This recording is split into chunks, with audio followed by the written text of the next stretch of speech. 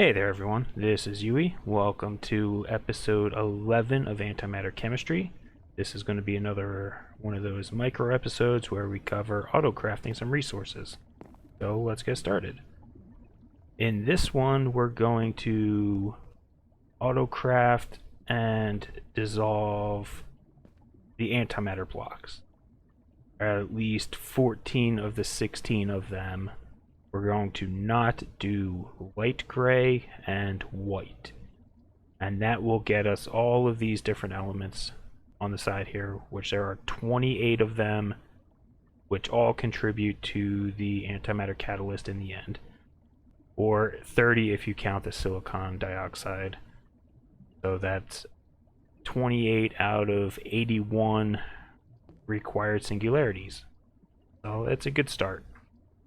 So to do this, I think I'm going to use crafters with an exporter and dissolvers. I already made those up front. We only need 14 probably. And then we're gonna need to get started each of the crafting material just to jumpstart it.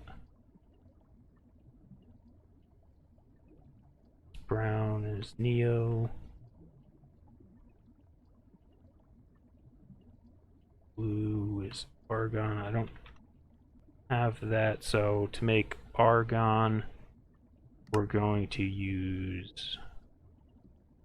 Argon's pretty low, that's only 18. We have that. We could break down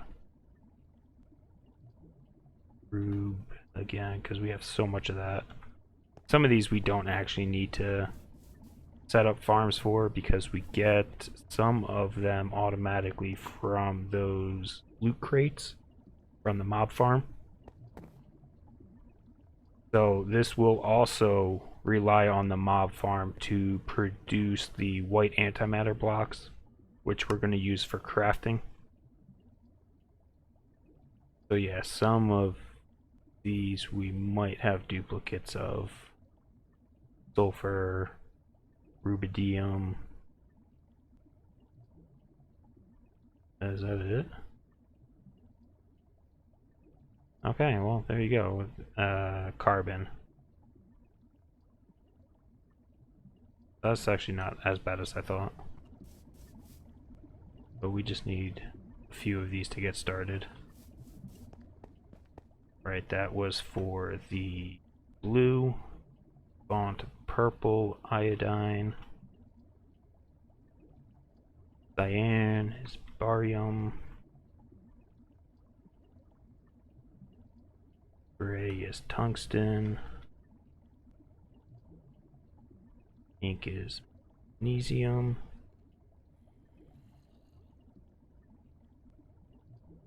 Lime, neon. This might be another one we have to make. It looks like I got a few. I probably already did this. We could just take the potassium. So if you're breaking down rubidium like that, you get potassium. If you break down the potassium, you'll get neon. See, there you go. Neon and fluorine. We'll get a few more just to play it safe. They'll be able to make enough output to remake themselves, so it'll be okay. And then yellow is sulfur.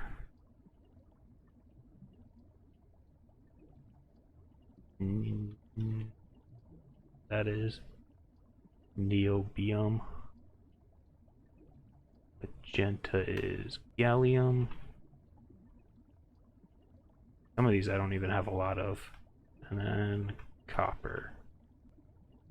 So is that 2, 4, 6, 10, 12, 14. Okay, perfect.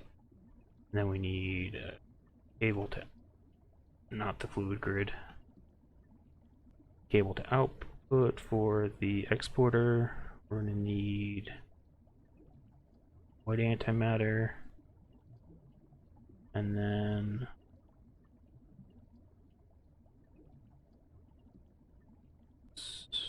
let's do a, what do you call it? A thermal retriever. This one, cheaper.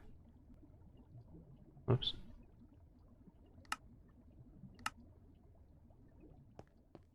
I don't know if this will be a good idea or not.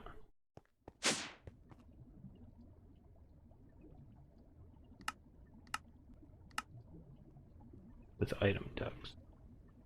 Or we can use hoppers. No, it's gonna be slow.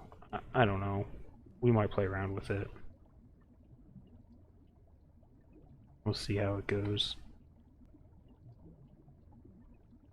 We just need some way to export from the dissolvers, but I don't know if this is going to be fast enough to keep up.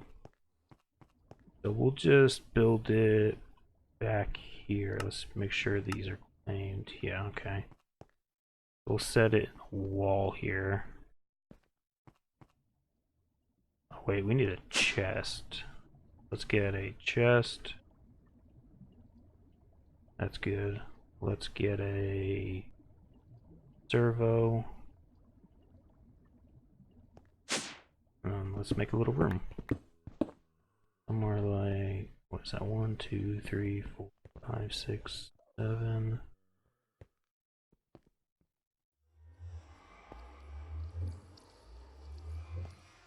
And we'll go here, I guess.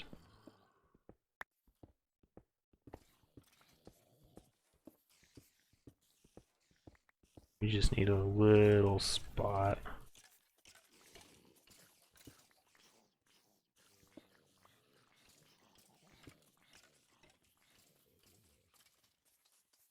Oh, my inventory is not happy.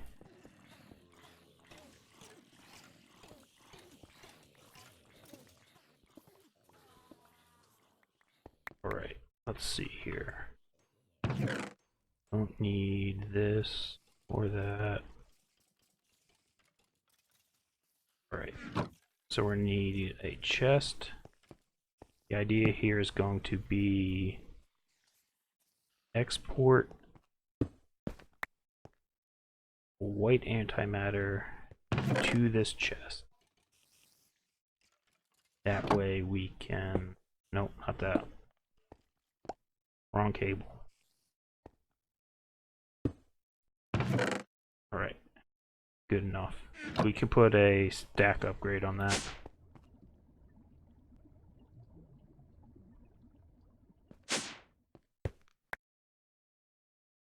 I'm not super worried about putting speed upgrades on them. So with that, we will... Let's see. We need to put down builders next.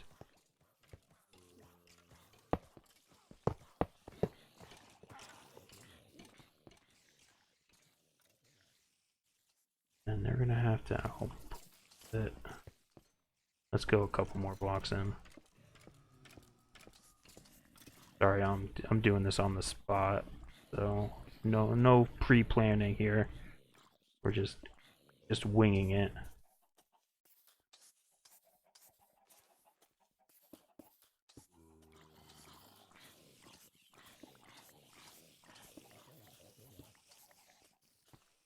And 7 more wires to crafters. Yeah, should be good. Alright. And then maybe we don't need this many dissolvers. We'll just do 7. Then in here, let's go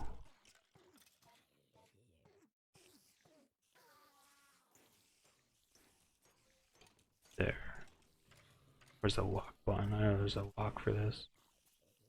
There we go. Remember that. Or do we want more? I don't want them to hog the white antimatter, so for now we'll just put one in. And all of it.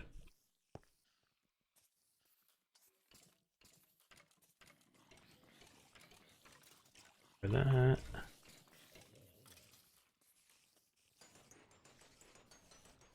And this is just so that they don't get confused with themselves.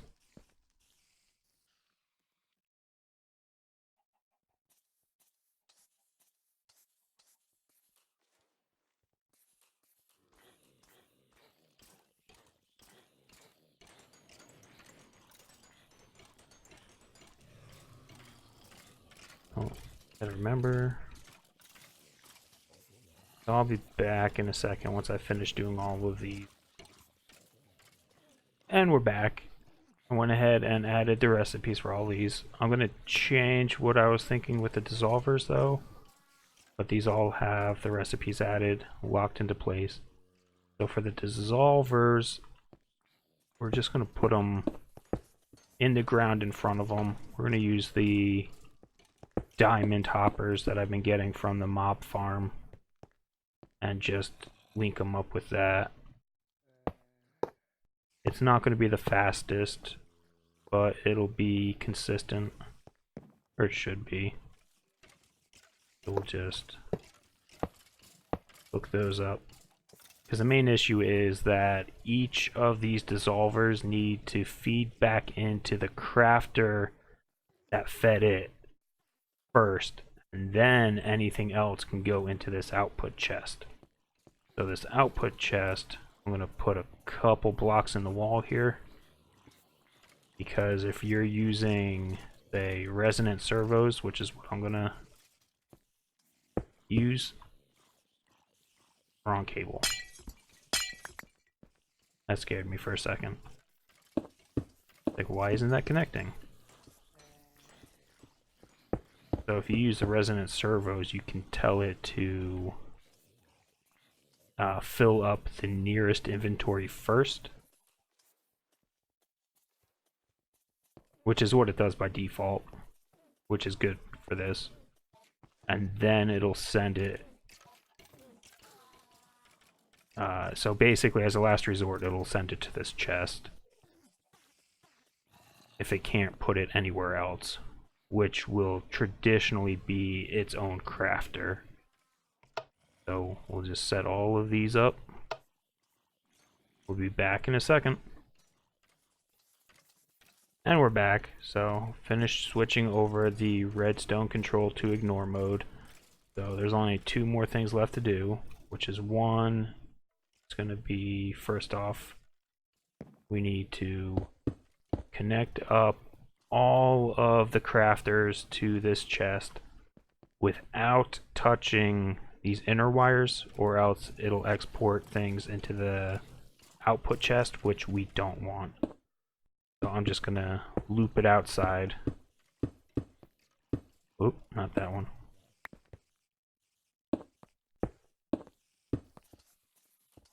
And there we go. So now we just need a servo.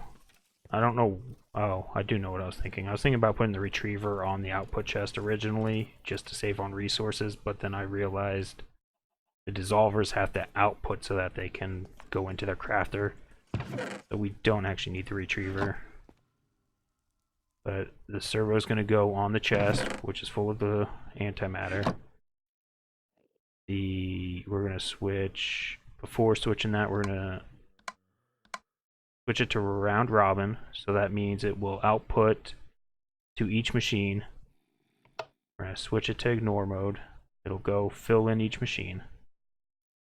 And then lastly, we just need to drop a wireless transmitter, and since it's got a 3 range on each side, we just plop it in the middle here, and it'll hit all the machines. And as you can see, it is going crazy. So each of these will prioritize sending to itself, and the rest will go off. off to the chest, which we might need another importer on just to make sure it's fast enough. But yeah, that's it. That's automating the 14 colors of antimatter. So if you made it this far, thanks for watching. Leave a like, comment, subscribe, and we'll see you next time. Bye bye.